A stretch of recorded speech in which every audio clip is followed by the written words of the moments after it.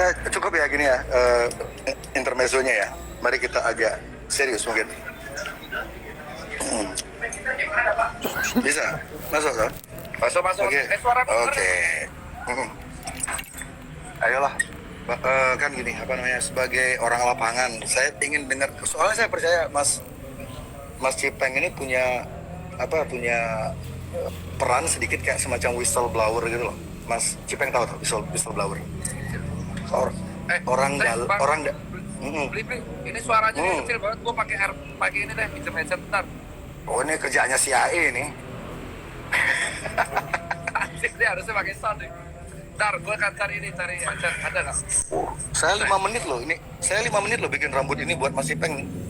Jambulnya biar. Saya bukan touch up dulu deh, rambutnya berantakan di sana. Jadi kita gini, jadian. Bentar. Ini jangan ini ya, jangan ini. Ini diapain? Jangan ikut.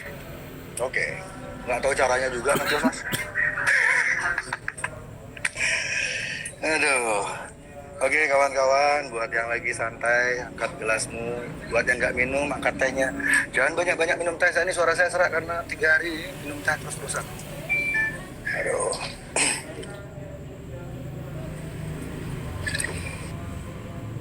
Ini alisnya udah mau, ya. Dokter Tirta kayaknya diculik. Ini kayaknya Dokter Tirta dijemput tim mawar ya ini ya, tiba-tiba. Yo, bangun Bali subsidi petani. Mana gitarnya Mas? Sambil ngisi waktu. Harus. Wih. Mas Heru segidok ya. Mas Heru tumben gue non. Sehat. Jalali. Oke, Dokter Tirta datang lagi. Saya mau ngamen. Bangun Bali subsidi petani. Kita semua. Oke, jancok. Oh, sorry, Cok. Gak apa-apa kalau di Bali jancok itu naskleng. DJ. Ini DJ ini mabuk ya. Mas Ade, nama DJ-nya DJ Sadik. Dengar nggak nih? Udah dengar nggak? Oke, ini enak. Oke, ini enak.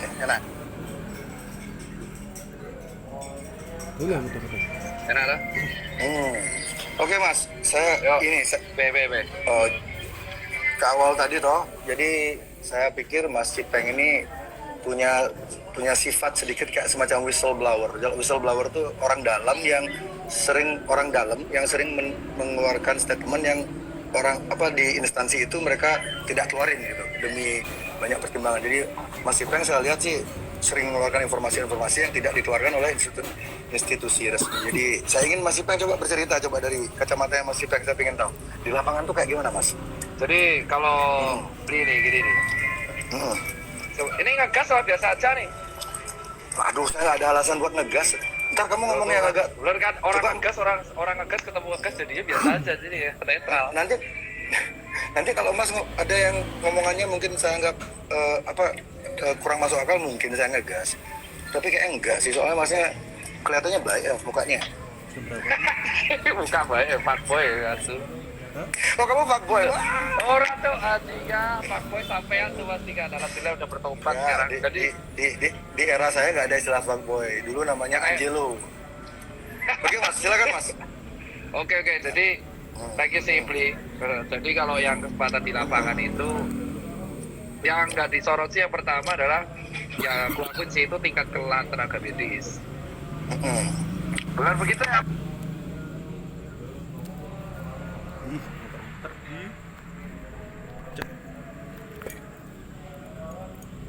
Pak dokter ya? Ya, tingkat kelelahan ini suara terus. Jadi Saya sudah siapin banyak data. bawa berkas. Nggak boleh kalah, kita bawa berkas. Ada berkas nggak? Wah, nggak bawa, kita kalah coy. Jadi kalau yang pertama itu tingkat kelelahan. Oh ya. Tingkat kelelahan. Berarti mayoritas tenaga medis yang gugur tuh mayoritas lelah toh? Nah bukan, kalau yang gugur kemarin itu, gua kemarin baca sih. Kalau yang dilakukan lu tanya, Mas beli kan? Mas beli itu piye itu? Mas Jerry, beli aja. Jadi Mas Jerry kan tanya yang di lapangan kayak apa. Yang pertama tuh jujur hampir banyak orang yang anak muda tuh kelelahan kalau yang muda. karena kan yang kita kan di garda depan, garda terakhir sih. Dan kedua tuh Sudah banyak terakhir pasien ya? nggak jujur, iya nggak jujur, Ah. banyak pasien nggak jujur. Dan Dalam yang ketiga, konteks dalam konteks apa mas nggak jujurnya itu? jadi nggak jujur mereka ini rata-rata tuh mereka ada gejala COVID, pernah mereka datang ke tempat COVID tapi nggak mau ngaku karena jujur mereka tertekan. Nah jadi kalau omongannya psikologi itu memang benar karena mereka tuh tertekan nggak mau ngaku. Mereka karena tertekan mereka nggak mau ngaku karena takut di sinis, takut di stigma, Iya, ya iya. kayak stigma Betul. kita ke HIV lah. Nah yang ketiga yang jarang banget kesorot itu adalah selain APD ya, kalau APD orang udah pasti tahu lah, APD pasti nggak tahu. Itu banyaknya media-media yang memplesetkan statement dokter sih. Dibawa ke arah mana mas? Ada mengikuti narasi tertentu nggak? Kalau yang paling parah sih kemarin sih, itu kalau nggak salah ketua ID ya, Pak Daeng ya. Ketua ID, Pak Daeng, ketua ID, ketua PBID itu kemarin kan sempat diwawancara oleh salah satu media. Bagaimana bentuk distorsi informasi yang nyampe ke publiknya? Coba Kalau jelaskan. pada waktu itu sih, kalau nggak salah ketua PBID kemarin Dr. Daeng itu mengatakan, kalau nggak salah ya, itu dia mengatakan kalau tes massal itu nanti yang kemungkinan kecek itu akan banyak, jadi hasilnya bisa meningkat. Tetapi tiba-tiba di beberapa media tertentu itu digoreng seolah-olah ID mengatakan 1.000 jenazah dan akhirnya dibeturin dan akhirnya kami para dokter dihujat walaupun akhirnya kedepannya ketua ID klarifikasi bahwa itu framing dan akhirnya diklarifikasi bahwa kami nggak pernah ngomong kayak gitu. Nah jadi kami itu rata-rata kalau kemarin statement takut karena semenjak kejadian itu jujur kita takut dipelintir. Karena aku juga pernah dipelintir juga kan omonganku. Nah, tapi kalau kita itu udah posisi kelelahan, under pressure. Nah, kalau yang gugur, jujur aja dari 35 yang gugur, kalau nggak salah dari 35 ya. Kemarin gugur, sekarang udah gugur udah berapa? Betul. Berapa? 35 ya. Dari 35 itu kalau nggak salah ya, Pria, itu ada 6 atau 7 kalau nggak salah nih disclaimer yang tidak karena COVID secara langsung. Nah, ini semua di Jakarta, mostly. Enggak, menyebar. Paling banyak ada paling banyak di mana ya? Gua nggak baca deh. Kalau yang data, kalau yang wafat paling banyak, gugur paling banyak. Jakarta ya? Iya, paling banyak Jakarta. Terus ada yang tertular dari luar negeri, benar nggak? Ada yang impor case, terus ada yang tertular dari tempat praktek. Terus ada yang karena kelelahan terus akhirnya tertular, ada yang karena sakit jantung juga. Jadi kalau omongan ada dokter yang sakit jantung juga? ada itu orang pokoknya ada. Jadi emang itu udah dijelaskan. Iya sakit jantung karena kelelahan, tapi dia jadinya kena heart attack. Ya stres ya. Stres, benar. Kayak stres heart attack. Terus ada yang karena dia ketularan dari pasien yang jujur. Jadi emang tertularnya banyak walaupun finishingnya COVID, tapi kalau nggak salah dari 35 6 ya, 6 yang karena nggak COVID ya. Oke. Iya 6. Jadi kawan kalau yang Mas Cipeng kenal secara pribadi ada berapa orang yang gugur itu? Yang satu tuh Prof Iwan tuh guruku. Oh yang senior itu. Ya itu yang ngebuat kayak ikatan emosional lumayan tinggi karena beliau guru sih. Beliau kalau nggak salah ketularannya di pesawat. Ketularannya kalau bukan di rumah sakit toh? Bukan di kalau rumah nggak sakit? salah kalau Prof Iwan itu dia non klinis sih mas, jadi dia peneliti obat. Oh 25 bukan 35. Oh mas revisi mas, yang wafat 25 mas. Oh kan Menurut 35 itu sama 35 sama apa? Oh kalau 35 itu tenaga medis, kalau dokter 25. itu kan dokter sama tenaga medis kan beda itu. Ya, kalau tenaga medis tuh Di sini masih 25 soalnya. iya, kalau tenaga medis itu sama perawat juga kan. Pak perawat. Jadi kalau dokter betul. doang 25, kalau sama tenaga medis 35. Tapi saya boleh nanya nggak sesuatu ke Dokter Tirta? Ada nggak kurikulum kedokteran modern yang mengajari calon tenaga medis atau calon dokter untuk mengatasi situasi pandemi seperti ini? Ada nggak di kurikulum basic? Kalau kurikulum yang mengatasi pandemi seperti ini, jujur ya, dari kita belajar yang flu Spanyol 100 tahun lalu sih, mencegah infeksinya, jujur. Mengerem infeksi ya. Jadi secara psikologi kan waktu itu belum ada teknologi. Jadi emang nggak ada protokol untuk menghindari media menghindari informasi-informasi yang sifatnya belum pasti itu nggak diajarin dari kurikulum Mas? Iya, kalau yang jujur aja mereka mengajarinya lebih ke protokol kesehatan sih, kayak membatasi pertemuan, mengurangi, intinya memutus rantai infeksi, intinya itu aja. Jadi kalau gimana? Tapi rantai infeksi secara psikomatiknya belum diputus. Ya, makanya target utama dari kalau kurikulum kedokteran itu ada dua sih. Prevensi sama penyembuhan, kurasi. Kurasinya yang hadapi garda terakhir kan, yang di IGD, yang di ruang isolasi. Nah, untuk sisanya prevensi dan edukasi. Nah, untuk garda prevensi edukasi itu pemutusan infeksi, maka ada physical distancing dan kawan-kawannya. Cuman kalau yang gue setuju dari omongan Mas D itu adalah emang dari awal tuh tujuannya pemerintah itu menenangkan. Ya, jadi Mas setuju nggak kalau Dokter Terawan itu di awal itu sebenarnya move-nya dia tuh tepat atau tidak Mas Ipeng? Di awal dia mengatakan tuh menenangkan masyarakat. Tujuannya, walaupun ada beberapa statement beliau yang mungkin entah dipelintir media atau mungkin cara ngomongnya salah, itu diterimanya Kalau salah. Kalau dipelintir sudah pasti ya. Kita berdua sudah tahu kan media Indonesia. Iya, ingat nggak Pak Terawan tuh di awal pernah ngomong kayak gini bahwa virus COVID pernah sembuh sendiri, ingat nggak? Di awal banget. Iya, betul. Dan beliau itu tentara. Jadi saya kan lihat basicnya Pak Terawan ini beliau tentara. Paling tidak beliau paham. Kalau saya menurut saya teori saya pribadi, Pak Terawan ini tahu 100% persis skema ini. Makanya beliau sering ngomongnya terlalu santai dan order dari pusat, tanda kutip, bukan Jakarta ya. Mungkin Pak Terawan disuruh diam dulu. Makanya sekarang beliau kan hilang. Mungkin Mas Ipeng bisa ngejelasin kenapa Dokter Terawan hilang sekarang? Wah, kalau itu aku nggak tahu itu. Jujur aja kita juga kayak kalau masih Pak. Nggak ada berita, nggak ada selentingan di kalangan di grup WhatsApp om dokter yang genit-genit yang suka bagi-bagi foto-foto suster.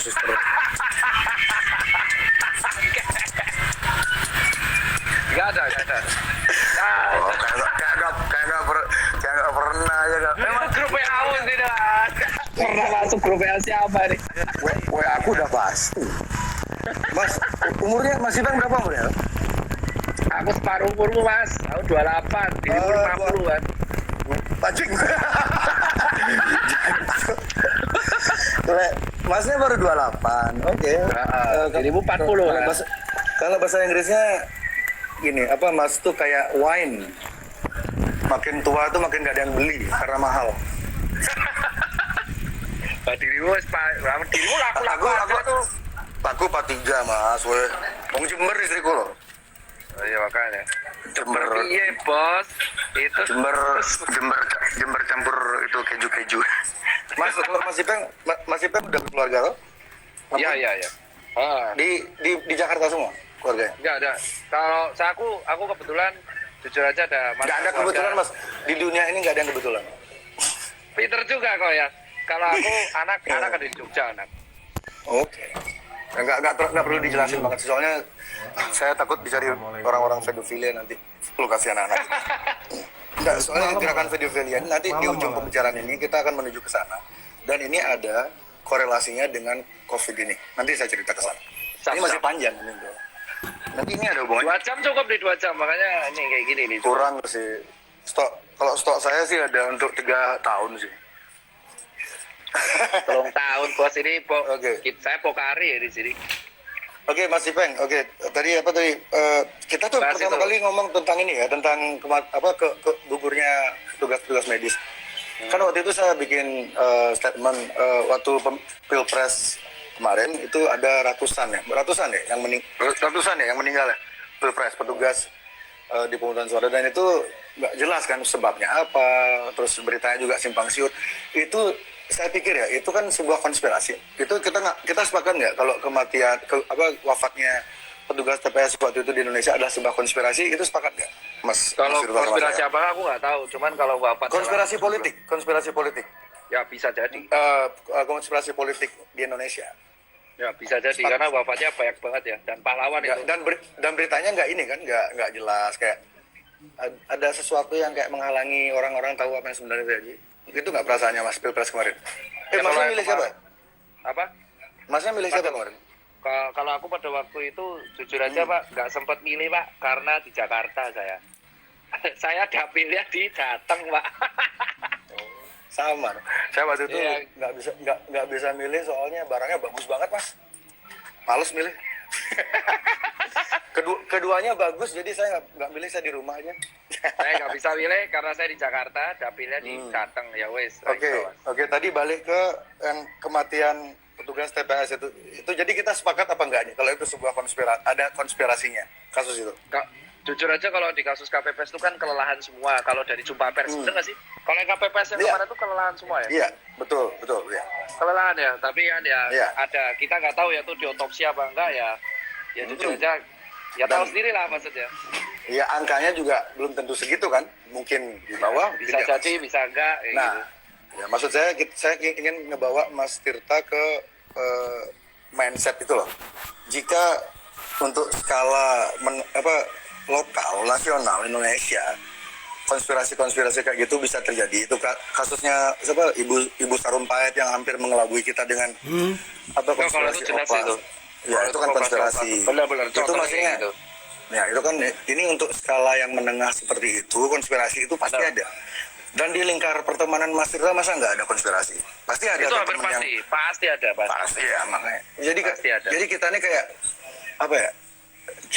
Jadi yang saya lihat narasi besar dari mainstream media sejak Dedi pas saya ngangkat masalah teori konspirasi itu mungkin tidak terdeteksi oleh radarnya mainstream media.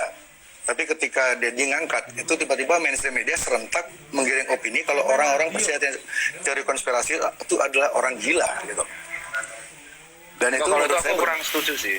iya, itu berbahaya banget. Dan yang terakhir tadi pagi Tirto ID, sebuah portal media yang saya sangat hormati lah gitu. Saya pikir mereka independen, mereka ngerilis juga artikel yang menggiring opini kalau orang-orang yang menyukai teori konspirasi itu adalah orang-orang yang miskin, berbahaya dan kriminal. Nah, ini kan pola.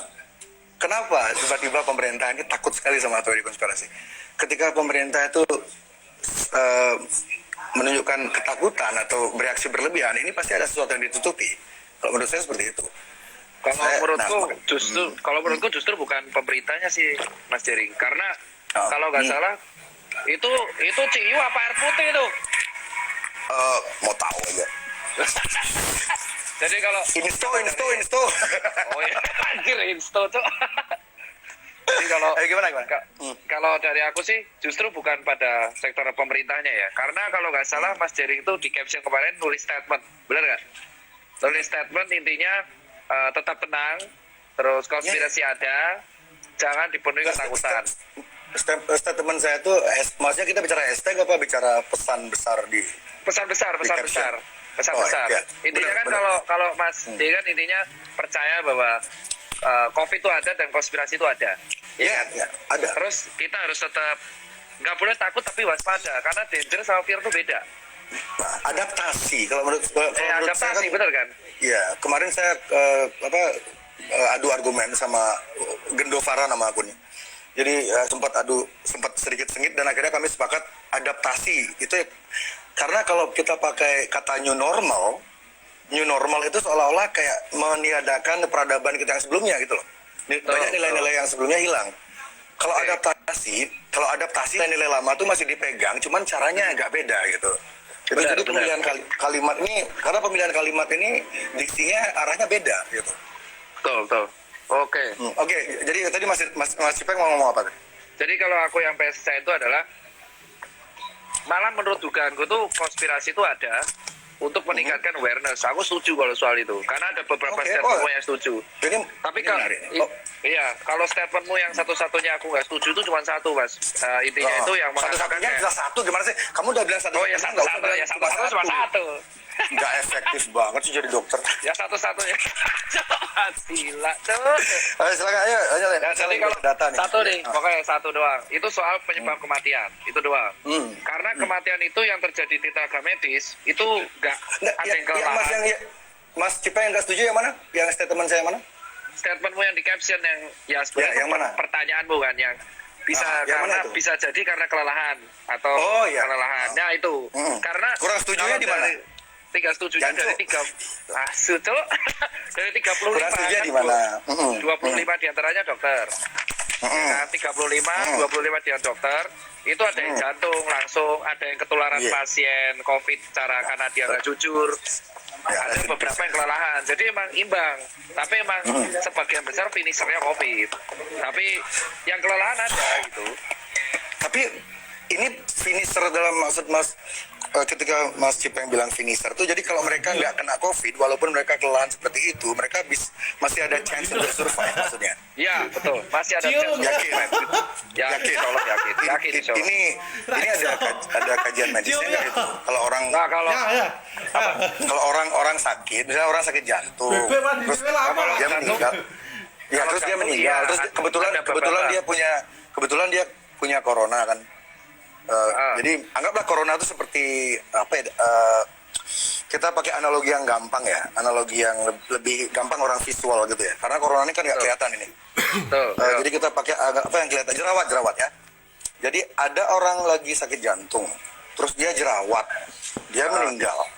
Terus ada orang sakit paru-paru, diabetes, dia kebetulan jerawat juga, terus dia meninggal. Jadi apakah ada nggak narasi kayak kalau udah mereka punya jerawat berarti penyebabnya jerawat itu gitu? Ada nggak narasi seperti itu di dalam rumah sakit atau kalau narasi kedokterannya kayak gitu nggak ada. Cuman yang jadi masalah di sini itu adalah si COVID ini kalau misalkan kita punya faktor resiko. Jadi kalau kemarin statement yang bilang ada faktor kayak penyakit jantung, kencing manis, kelelahan, stres, itu semua berefek pada imun turun. Oke, pasti ya. Itu fair, setuju ya. Stres, ya, WhatsApp, dapat WhatsApp kurang enak dari istri aja kita langsung drop ya. Nah, terus ini kan tekanan. Untung istri saya nggak tahu kita lagi live nih. Dia lagi tahu lah pasti, nggak mungkin pasti nonton ya. Pakai phone. Oke Mas, lanjut Mas. Ayo. Oke, lanjut ya. Tadi enak juga ngobrol kayak gini. Iya, kayak kan endingnya itu mereka kelelahan, intinya kelelahan, ada yang stres, ada psikologi, ada penyakit jantung, ada yang seperti itu. Ya kan? Kita nggak tahu ya, nasib di tangan Tuhan. Nah, tapi begitu imun itu turun. Oh, maksudnya percaya Tuhan? Jujur aja saya percaya, Pak. Makanya saya juga percaya teori konspirasi. Oke, sebelum dibilang oksimoron udah duluan dia, pinter dia. Aku paham, Pak. Bagus juga defense-nya. Kalau kita percaya Tuhan, mau nggak mau kita, ya konspirasi kita nggak bisa nolak. Emang percaya bagian. Nah, cuman yang menarik adalah saya nggak percaya yang itu Mas. Saya agnostik saya. Oh, agnostik ya sampai ada. Iya. Nah, nggak masalah aja ya. Oke. Terus habis itu, si COVID ini tuh menyerang orang imunnya rendah dan dia tuh perburukan di parunya kencang. Tapi benar. Dan perburukan rendah. Dan ini statement ya, dari analoginya, aku ketemu ketua BNPB, Pak Doni, dan aku ketemu beberapa orang. Mereka mengatakan yang dihadapi tenaga medis sekarang, itu baru 20% ya yang memiliki gejala. Dari seluruh Indonesia. Ini dari dua mappingnya pakai Indonesia ini. Ya, Indonesia. Dari 20% yang positif COVID ini, ya 80%-nya itu bergejala, sisa bergejala ringan, yang berat itu 20%-nya. Jadi dari 20%-nya 20% itu yang bergejala berat. Dan itu emang benar selalu rata-rata ya, bukan selalu sih. Ada yang langsung direct, tapi rata-rata ada pemberatnya. Jadi temenan. Jadi ibaratnya kalau Mas J itu ibaratnya analoginya kita lagi naik mobil di jalanan. Tapi ban kita itu sebenarnya alurnya udah halus alurnya udah halus udah bahaya ya, udah bahaya sebenarnya. Harusnya COVID ini oli nih berarti. Ya betul, COVID-nya olinya. Nah, COVID-nya olinya sisanya tergantung antibodinya. Kalau antibodinya itu kuat, ya dia selamat, survive. Ya kalau dia nggak kuat, kalau dia naik mobil kekencangan dan kena oli dan banyak halus, oke, dia kelar. Makanya kalau berarti oke. Bang, jadi kalau statementmu yang kemarin mengatakan emang COVID itu nggak sendirian untuk menyebabkan kematian, itu aku setuju. Karena di beberapa kasus sebagian besar pasti kalau nggak ditemenin jatuh, hipertensi, tekanan darah, benar kan Pak Dokter? Ya di Italia itu kan yang paling jadi Elderly, apa orang tua. contoh kasus yang paling jadi apa yang membuat orang sangat ketakutan di seluruh dunia ini kan kasus Italia itu sebenarnya kan karena Iya. kalau di Cina mungkin orang agak mikir ya kan salahnya mereka kayak gitu mereka makan kan waktu itu masih konsensus publiknya waktu itu masih itu berasal dari Batman gitu. Betul. Padahal Bruce Wayne nggak pernah bikin virus. Ya terus apa namanya? Lalu ketika yang kasus Italia itu meledak dan itu menjadi apa kayak cerita horor banget bagi seluruh dunia, orang langsung ketakutan banget kan. Tapi yang orang-orang jarang di apa yang saya lihat di mainstream media jarang banget bahkan tidak pernah di Indonesia mengangkat apa namanya lebih dalam lagi tentang kasus di Italia adalah 99% yang meninggal di Italia itu usianya di atas 60 tahun, elderly. Iya. Ya, elderly. 99% loh. Jadi Elderly.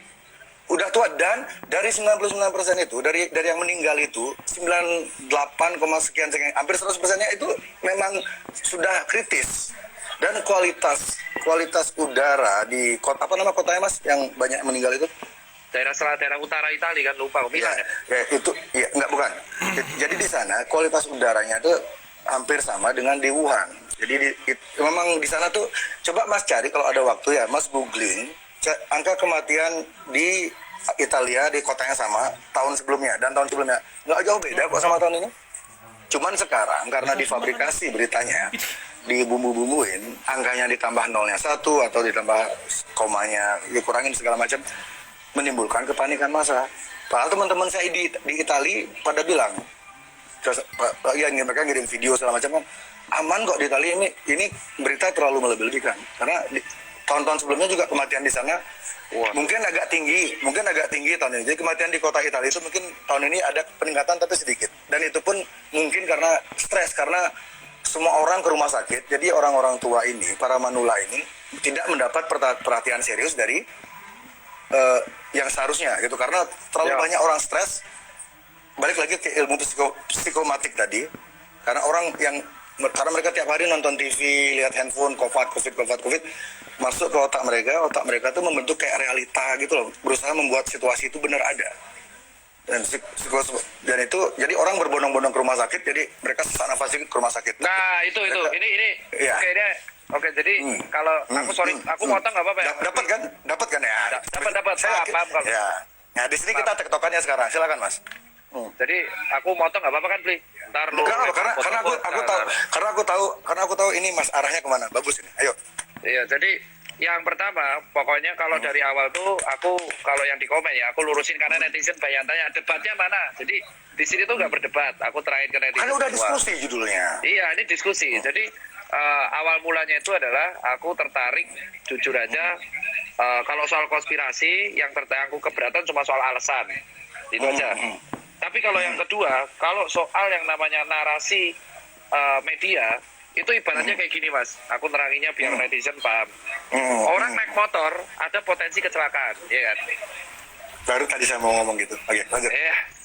Ada orang naik motor potensi naik kecelakaan dan kecelakaan angka kematiannya juga tinggi. Oke kan? Nah tapi kan, iya kan, gitu kan betul, kalau betul, misalkan kita naik motor kita kan pasti kecelakaan dan kecelakaan disebut nggak pasti tadi masnya jangan bilang enggak kemungkinan tinggi ya kan bisa mati dan angka kecelakaan saya dulu sempat lama kerja di media soalnya Mas, jadi saya hati-hati ngomongnya. Terus yang terjadi adalah tapi kalau kita naik motor belum tentu kita mati kan kalau kita pakai helm dan kawan-kawan. Kamu kemarin naik motor deh? Masih hidup? Teman saya kemarin naik motor masih hidup. Kapan mati? Anjir, amit-amit tuh. Nah orangnya nggak ada, itu imajinatif. Lanjut Mas. Nah kalau yang Mas Cipeng kalau misalkan yang terjadi di COVID itu seperti ini, orang COVID itu berbahaya, danger, emang ada, bener, resiko ada COVID. Yang paling penting adalah orang kalau kena COVID belum tentu mati, bisa selamat. Nah 99%. Nah narasi selamat ini yang nggak digoreng. Ini yang jujur Itu aku dia. Jadi narasi itu selamat kenapa ini yang saya mau, digoreng. ini kenapa saya mau melakukan ini live Instagram ini sama Mas Ipeng, karena saya tahu Mas Ipeng itu arahnya ke sana. Ini kayak ini kita nih musuh kita berdua sama. Ya emang COVID loh, COVID dan jujur aja. COVID Makanya aku dan bilang, narasi. ya narasi. Emang, COVID kan udah musuh bersama ini. Yang saya berdua yang akan kita dalami di sini ini. Kenapa seolah-olah ada narasi harapan itu dikubur, ketakutan itu dipupuk. Jadi ketakutan padahal harapan tuh ada di mana-mana kalau masyarakat mau mencari. Tapi kan sayang masyarakat kadang-kadang nggak tahu akses untuk mencari. Ketika mereka mendapat artikelnya bahasa Inggris, masyarakat nggak ngerti. Jadi ketika mereka mau nanya ke teman-temannya yang pinter, teman-temannya yang pinter tuh udah kemakan narasinya. Misalnya narasinya si Najwa gitu udah, ya aduh kita ikutin aja lah apa kata media segala macam. Susah tuh. Kan orang-orang yang anti teori konspirasi ini kebanyakan dari menengah ke atas. Kalau kita jujur ya. Betul. Orang-orang yang tidak setuju sama teori konspirasi ini kebanyakan orang-orang yang sudah nyaman. Jadi mereka tuh pikir ngapain sih kayak gitu-gitu dipikirin, udah yang penting hidup kita tetap di bubble yang sama itu, di gelembung itu gitu. Mereka nggak mau jauh-jauh. Otoritas bilang A, C. Ya. Jadi ini menggoreng itu ya, yang sembuh-sembuhnya itu ya, penggorengan itu ya. betul. Jadi terus aku jujur aja kalau yang kita di sini tuh ada beberapa kelurusan dan kesamaan, ya kan. Nanti aku bakal bilang yang nggak setuju di Mas J pasti ada juga, dan masih ada beberapa yang nggak setuju di aku. Harus gitu Mas. Sini, kita kesimpulan sama nggak? Kenapa kok orang stigmanya negatif banget sama COVID sampai pasien nggak jujur? Sampai pasien itu takut banget ngaku. Nah, ini kesalahannya siapa itu ya? Ini bener kan? Saya tidak suka bukan hobi saya nyalahin orang, tapi ini kan bukan masalah saya pribadi ini. Ini menyangkut kehidupan satu negara, mungkin satu bumi mungkin ya. Ini yang memelihara environment, yang menciptakan environment ketakutan luar biasa ini terhadap hal yang sebenarnya kesempatan untuk pulihnya tuh gede banget, itu siapa, Mas? Jadi kalau yang meningkatkan ketakutan ini, ya kan, terlepas dari alasan-alasan yang ada, tapi kalau kita seperti ini itu adalah yang menyebabkan satu, pasien nggak jujur, terus yang menyebabkan jenazah sampai ditolak, ya sampai jenazah ditolak, sampai sendiri aku ngerasain sendiri, aku itu Mas, fatal. itu kemarin pilpres kemarin aja beda pilihan, jenazah ditolak. Ini kok heran sih COVID ditolak. Iya, masyarakat kita tuh ya gitu. Sampai ya makanya loh, sampai aku ngerasain sendiri Mas, sampai aku tuh pulang ke komplekku aja, aku sempet mau diusir Mas dari komplekku. Mas, kalau di Bali jangan bilang komplek, Mas. Kenapa, Pak? Itu tempat prostitusi. Wah, sok sih cok, serius. Kalau Mas ngomong ke orang-orang di Bali, saya mau ke komplek ya, udah ketawain Mas kalau sama orang Bali ngomong. Coba tanya Yuda CT. Yuda CT lagi nonton ya. Yuda komen dah. Dia jualan coba emang dia. Komplek di Bali daerah prostitusi. Ya.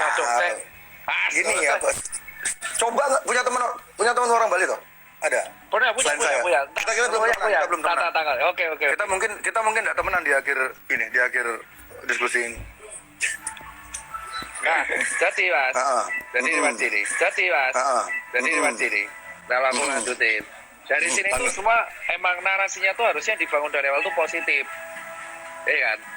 Pertama kali itu aku masih ingat Pak Terawan itu ketika jumpa pers pertama kali itu semua orang kan sekarang nyalain Pak Terawan ya. Pak Terawan dulu mengatakan ada satu nih dan masih ingat, COVID itu sebuah virus yang emang bisa self-limited disease. Sembuh sendiri, betul. Iya, tapi beliau lupa mengatakan selanjutnya kalau nggak salah harus ditambah dengan kayak dirawat, bed rest, nutrisi dan teman-temannya. Lengkap. Jadi, pokoknya makan enak dan Pak Terawan itu terlalu santai dia ya. Ya kalau ngomong di media dia ya kayak orang ngobrol gitu loh. Tahu nggak sih kalau orang ngobrol tapi memang seharusnya tahu nggak sih kalau orang ngobrol tapi memang seharusnya iya sih. Harusnya lengkap kan. Karena kan kita berhadapan sama media dan beliau itu ngomong kalau nggak salah virus itu self-limited disease dan kalau dikasih nutrisi dia bisa sembuh kalau makanan cukup dan ditolong dengan obat-obat simptomatik. Nah, tapi kita lihat yang beredar di media apa judulnya? Ya, parah. Ya karena itu loh, itu yang pertama dan akhirnya narasinya kayak seolah-olah kita meremehkan. Jadi Itu yang gini pertama. Mas, saya ingin nanya untuk statement Mas itu, saya mau ngajak Cipeng untuk sedikit berimajinasi. Misalnya yang ngomong seperti tadi, seperti Pak Terawan tadi itu ya persis omongannya sama, substansinya sama. Misalnya yang ngomong, misalnya contoh Najwa Shihab, apakah masyarakat akan menganggap itu sebuah lelucon? Tidak, jujur aja. Aku berani, benar. Ya berarti ini bukan tentang message-nya sebenarnya kan? Ini Ya, tapi tentang figur yang ngomong. tentang ini kan visual berarti kan? Tentang visual branding. Keterikatan emosi. Aduh, Pak Terawan tuh mukanya terlalu kayak menteri biasa sih. Jadi sebenarnya itu yang aku bilang kan, kayak di awal. Ya, Tapi benar. dan sistemnya kalau Mas lihat, pemerintah tuh sistemnya udah pengen menenangkan masyarakat. Betul, saya lihatnya begitu. Tapi masyarakat tuh terus kayak saya lihat ya ada kecenderungan masyarakat tuh agak over dalam mengkritik pemerintah tuh, mereka agak sedikit over gitu loh. Kayak terlalu nyari-nyari kesalahan, terlalu menggali-gali kesalahan, tapi mereka lupa kalau Sampai akhirnya tuh kalau pemerintah tenangin, itu di counter pasti sama siapa? Sama data yang disebar di media. Ini datanya dari mana asalnya? Datanya tuh contoh ketika kita pengen menenangkan masyarakat, contoh kita menenangkan masyarakat, let's say mengenai apalah kematian atau apapun, itu rata-rata yang digoreng adalah tentang narasi buruk. Emang itu benar, dan itu aku nggak bisa sebut medianya, mungkin Mas Jep pasti punya datanya sendiri kan. Jadi emang benar, dan akhirnya karena narasi-narasi buruk yang dibangun ke depannya, akhirnya orang-orang jadinya takut sama si COVID ini, borong masker, borong APD. Itu jadi beruntun efeknya, borong APD, borong masker. Let the domino fall. It's a part of the plan. Domino effect ya. Nah itu yang akhirnya Itu memang part of the plan. Ya itulah. Makanya kan kalau aku secara pribadi, dari awal Mas J itu kan gaungkan konspirasi kan dari sejak 2-3 minggu yang lalu ya. Iya. Viralnya kan gara-gara vlognya Dedi sama Yonglek kan. Sebenarnya iya. Kalau Dedi sama Yonglek nggak ngangkat itu, kita nggak akan ngobrol kayak gini. Mungkin ini nggak akan terjadi. Jadi whatever. Dan saya percaya nggak ada yang kebetulan di dunia ini. Jadi ya thanks to them. Ya terima kasih buat mereka. Jadi orang punya mungkin karena yang bicara itu yang Lex. Mungkin beberapa omongan dia tuh ketika dia bicara, kita singkat aja teori konspirasi ini, kita singkat TK ya dari sekarang ya. Ya, Oke. Ya, TK ya, biar nggak kepanjangan. Jadi ketika yang Lex bicara tentang TK, meskipun ada beberapa poinnya dia tuh benar, tapi orang tuh susah untuk, sama ada kasusnya seperti Pak Terawan yang tadi bilang itu. Ketika Terawan orang ngomong gitu dengan figurnya dia yang agak, meskipun beliau tentara segala macam, dan saya yakin Pak Terawan tuh tahu lebih dari orang-orang lain ketahui, cuman dia tidak boleh membagi informasi itu. Iya. Ya, jadi ya ketika yang bicara masalah TK, orang-orang kayak apa sih ini orang nggak jelas, dia tuh siapa gitu, kayak nggak ada ikatan kayak semacam publik sama Najwa kayak gitu. Betul. Jadi orang anggap itu sebagai lelucon. Dan ini yang pengen saya bilang juga dari awal, sebelum kita memulai bicara tentang TK ya, teori konspirasi. Stigma tentang TK di Indonesia ini sangat-sangat sangat Jelek. tidak efektif kalau saya bilang, tidak efektif. Satu, kalangan Flat Earth ya. Ini Flat Earth Society. Mereka punya channel namanya Flat Earth 101. Ketika mereka hendak meyakinkan orang-orang tentang teori konspirasi yang sedang ada di apa yang terjadi saat ini, mereka seharusnya tidak memakai nama Flat Earth Society. Benar, setuju aku itu setuju. Karena ini sesuatu hal yang berbeda. Itu seperti mereka menembak kaki mereka sendiri. Mereka lari, tapi mereka nembak kakinya sendiri. Jadi, kamu mau saya percaya tentang konspirasi ini, sementara kamu berpikir bumi ini datar. Orang udah malas duluan. Betul. Jadi kalau siapa namanya adminnya nonton sekarang, ganti dulu nama channelmu sebentar, sampai pandemi ini over, ganti dulu nama channel Anda, delete atau hide dulu video-video Anda tentang Flat Earth, karena sekarang kita tidak berdebat tentang bentuk bumi. Betul. Kita berdebat tentang soal narasi buruk dari sebuah media. Iya, dan ini mereka dari Flat Earth Society ini banyak banget yang masuk akal statement-statement mereka. Saya baru tahu channel mereka minggu lalu ya, karena saya sering di tag, beli ikutin ini. Jadi saya coba cek, ada bahkan hampir dibilang 60% loh yang mereka utarakan tuh benar dan ada bukti faktualnya. Jadi dan sekarang stigma yang terjadi sekarang di Indonesia, ketika Anda mengklaim diri Anda seorang TK Udah atau tidur. pro TK, Udah Anda tidur. akan diklaim langsung menjadi seorang bumi datar. Sopeng. Itu stigma itu harus dibunuh. Jika kita serius melawan konspirasi ini, narasi ini, penggiringan narasi segala macam ini, kita harus tanggalkan dulu ego-ego kita. Jadi kita harus benar-benar fokus di masalah corona. Masalah message yang lain tentang bumi datar itu belakangan, karena itu nggak krusial gitu. Dan yang kedua, orang-orang yang percaya TK divonis dekat dengan Islam radikal. Ya, Bener. betul. Itu stigmanya seperti itu. Kalau nggak flat earth, ya kayak gitulah. Ya, dan Cocok logi, istilahnya cocok logi. Kata-kata cocok logi itu saya pikir sama kayak teori konspirasi kan diciptakan oleh CIA ketika mereka itu pertama kali dipopulerkan oleh CIA di tahun 60-an, 62. Itu ketika mereka hendak menutup-nutupi kasus pembunuhannya John F. Kennedy. John F. Kennedy ini satu di antara dua presiden di dunia yang tidak suka sama PBB dan tidak suka sama Illuminati. Ya, dan kita tahu nasib mereka berdua seperti apa. Dan jadi jika di dunia Barat mereka kata teori konspirasi ini dipopulerkan oleh CIA untuk mendiskreditkan orang-orang yang punya narasi berbeda, mendiskreditkan investigasi-investigasi yang bersifat mendalam tentang apapun yang CIA lakukan. Jadi mereka tuh agar orang-orang tuh kalau bahasa Inggrisnya ridicule ya, agar orang-orang menertawai siapapun yang punya narasi berbeda dengan mereka. Diciptakanlah terms teori konspirasis. Itu sengaja mereka ciptakan agar orang-orang anggap orang-orang seperti saya atau 50%-nya Dr. Tirta itu orang gila gitu. Iya. Tapi Ya, kalau itu- aku anggap yang konspirasi tuh, Bli. Kalau aku sih anggapnya kita positif ya. Dari awal Bli ngomong Masji itu ngomong konspirasi di 2 minggu lalu, itu jujur aku nggak komen sama sekali kan. Karena ada beberapa yang memang masuk akal, terutama narasi yang memang menakut-nakuti. Karena kan kita Mas, berarti Mas pernah bicara masalah kayak gini sama teman-teman ya? Wah, aku sering Pak, aku sering bicara mengenai konspirasi di COVID. Tapi setelah kita selesai aksi jam 1, jam 3 pagi, itu rata-rata kita akan bahas kayak ginian. Kenapa? Saya jam 3 baru bangun. Jadi kalau kita dari 2 minggu 3 minggu lalu kita bahas kenapa? Karena pemerintah itu selalu udah berusaha menenangkan masyarakat, tapi di sisi lain pasti akan ada kayak link berita yang kembali untuk menggugah konflik horizontal tersebut yang akhirnya mengakibatkan jenazah ditolak, salah satunya seperti itu. Iya kan? Tapi kalau yang diomongkan seperti itu adalah kalau kita lihat korban COVID yang akhirnya gugur dari tenaga medis sendiri ya, karena aku bahas di situ, itu emang rata-rata emang usianya kalau nggak lanjut emang ada penyakit komorbid. Itu emang karena emang posisi di usia lanjut itu. Sorry Mas, berapa persen dari dokter itu yang memang usia lanjut dan sudah komorbid? Kalau yang meninggal, dari yang sini gugur? sih, aku baca data coy. Waduh, banyak banget ini Mas. Gantian.